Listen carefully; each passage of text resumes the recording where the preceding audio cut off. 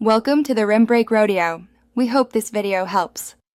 In this video, I will explain how to remote start your Infiniti G37. First, ensure your vehicle is locked and all doors are securely closed. Stand within a reasonable range of your car, typically within 100 feet for optimal signal. This process is straightforward, allowing you to warm up or cool down your car before entering. It's a convenient feature, especially during extreme weather conditions, making your daily commute more comfortable from the start. To begin, locate the remote start button on your Infiniti key fob. It often has a circular arrow symbol. First, press the lock button once to ensure the car is secured. Then, immediately press and hold the remote start button for about 3 seconds. You should see the parking lights flash and hear the engine start.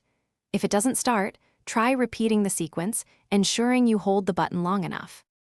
Beyond the standard key fob, some Infiniti G37 models or aftermarket systems offer enhanced remote start features. Certain setups allow you to preset your climate control, so the car warms or cools to your preferred temperature. Additionally, advanced systems might provide a greater operating range, sometimes up to 1/4 of a mile.